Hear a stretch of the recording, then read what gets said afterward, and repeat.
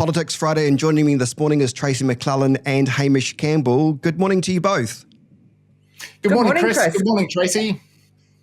I know, Tracy, you're already at your Labour Party retreat, so we won't keep you too long, so I do appreciate you popping out for this. Let's briefly discuss the Canterbury Police restructure. I'll start with you, Tracy. So obviously a lot of people have been concerned about some of the restructuring going on. I did speak to the Canterbury Police boss who said, some of the information's probably a bit whipped up given the fact that what some of those police officers are doing now, they're already on, some of these rural roads and not necessarily based in their specific patch. So what do you make of all of this?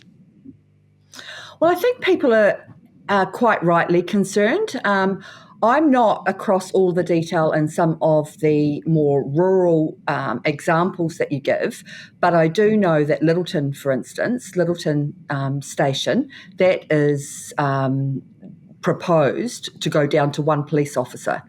Which dramatically changes how community policing would function in Littleton, insofar as it would be the end of essentially community policing as we know it. And we know that even for safety reasons, you should always go in pairs.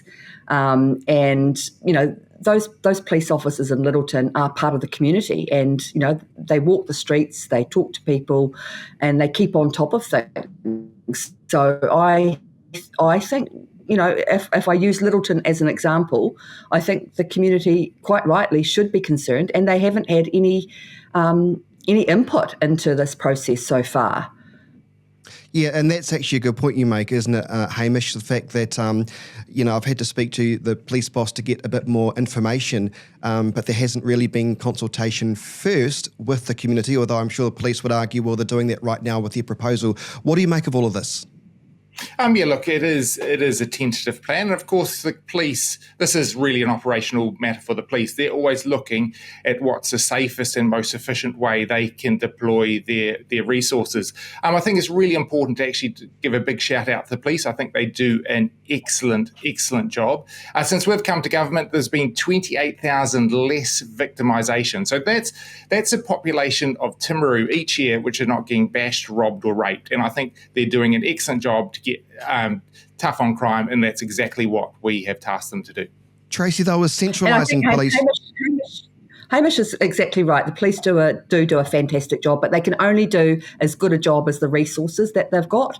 And actually what this government needs to do is get on and crack on and get those 500 extra police officers that they promised and so far have failed to deliver. Maybe we wouldn't be in this position. And Chris, can I just respond to that? I knew Tracy would probably come out with something saying that we're not resourcing the police. Can I just touch on the last two budgets, what we're actually allocating? So we have done $226 million for those extra police officers, another $424.9 million over 4 years directed towards frontline support and including pay increasing and purchasing vehicles. In the 2025 budget, there's another $480 million to support frontline police, $60 million over 4 year for the police prosecution uplift program. So we're really about kind of modernising some of the internal structures and giving the resources to the police. We have seen a huge decrease in ram raids. We're seeing a decrease in victimisations. We're seeing a decrease in violent crime. And that's something that we have been pushing for and we will continue to push for. Are we seeing an increase of police officers, though? 500 extra police and none of the... Christopher Luxon promised 500 extra police and he has failed to deliver that. That's pure and simple. Look, that is over a couple of years. We are working towards that. But as I say, can I point out, there is 28,000 less victimisations each year. That's a population of Timaru that are not being victims of crime. That is a huge achievement. Which is good to hear. However, where are these extra police officers that the Prime Minister promised, though? It's a fair question. Look, it takes a while to recruit, and the police college is busy doing that, and the police are busy doing that. We've seen a 40% increase in beat patrols around, and I think people are really appreciating the extra police presence, especially in some of the hotspots around the city, whether it be some of the malls, whether it be some of the transport hubs. I think it's something that we are continuing to work for because we believe that we need to be tough on crime. Tracy, these road user charges replacing the fuel tax, do we like the sound of this or not? Oh, look, I think it makes sense over time, doesn't it? But we just need to make sure, over time, I think it probably does make sense, but the proof's going to be in the pudding insofar as how it's implemented. The last thing we want is for people to be hit hard right now when the main thing that people are worried about is the cost of living and have some other, charge dropped on them. So we need to make sure it's done properly.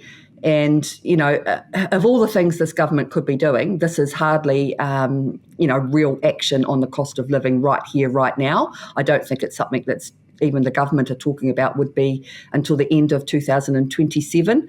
So whilst I think it probably does make sense if it's done well, what's this government doing right now to make the cost of living better? That's what people care about. That's a good question, Tracy. And actually, Hamish, I want to know the answer to that because I'm sick of paying for so much stuff now. What are you going to do? We've given tax relief to everyday Kiwis. We've got inflation in the band. Bearing in mind, the additional inflation under the last government led to a 25% increase in prices. Really, the Treasury came out with their report yesterday, absolutely slamming the previous government for the excess spending over the last couple of years. And that really has led to inflation that has taken people's earnings and income through increase in prices. And so we need to get the economy back on track to make sure that we can restore people's buying power. And for some of the first time in years, we have seen people's wages growing faster than inflation. So that's some of the things. There's also been a boost to our family boost policy. We're also scrapping credit card charges.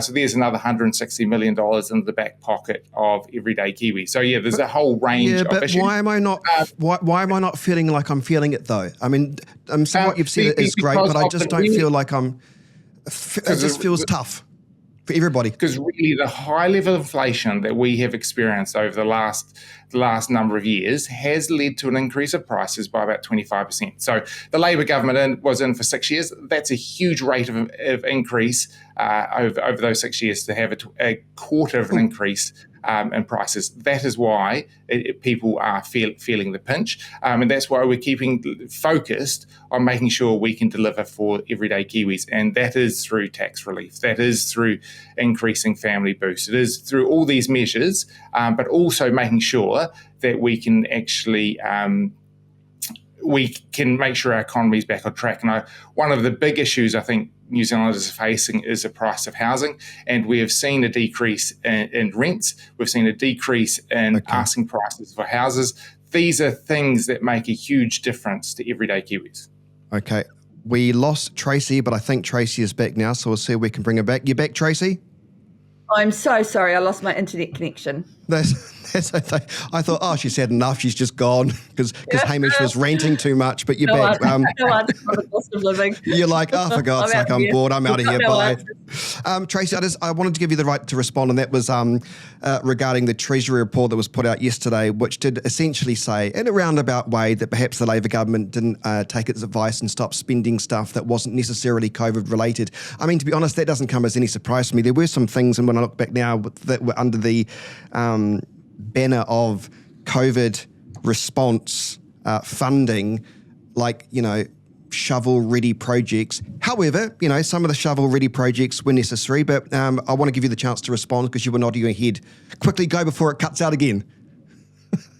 Thank you, Chris. I think we've just got to bear in mind that most of the spend for COVID was in those early stages where we make no apologies for saving lives and saving livelihoods, keeping people connected to their businesses so that the economy was able to jump back into action once those restrictions lifted.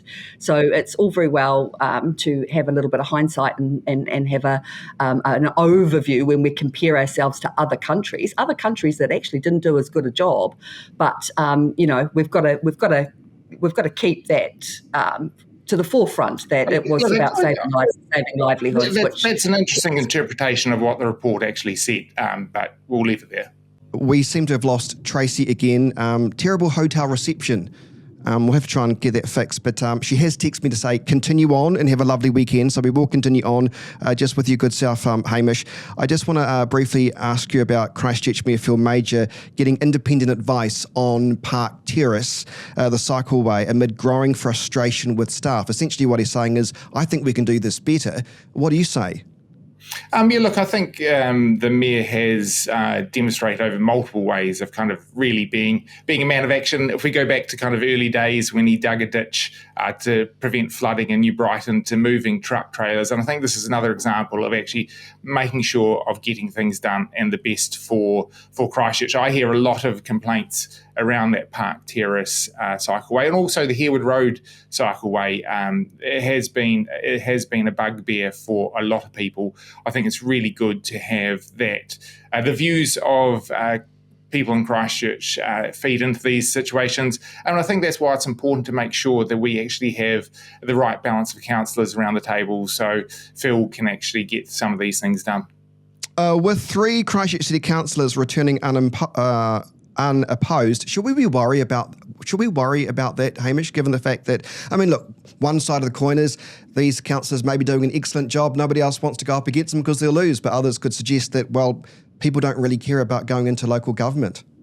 Yeah, look, two things on that, Chris. I think kind of when we look at the 3 councillors that are unopposed, 2 of them are part of my electorate, Aaron Kewen and Sam McDonald. And look, those are both excellent councillors. I see them around regularly at events. They are fully engaged with the community, and I have a really good working relationship with them. And of course, we have Mark Peters in Hornby once again. He's out and about in the community doing a good job. So these are really competent councillors, which I think probably people are a little bit scared to come across because they do see the skills and the commitment that those 3 bring to the game.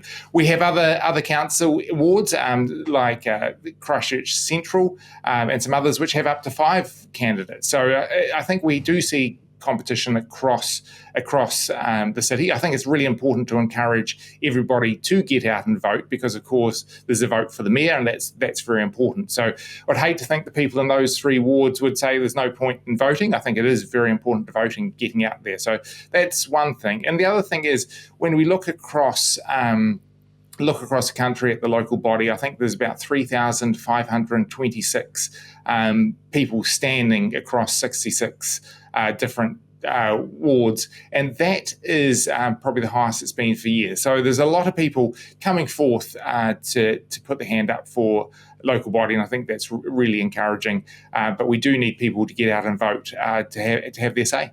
Absolutely. Hamish Campbell, nice to speak with you. Have a lovely weekend. Excellent. Same to you, Chris. It's always a pleasure talking to some local media.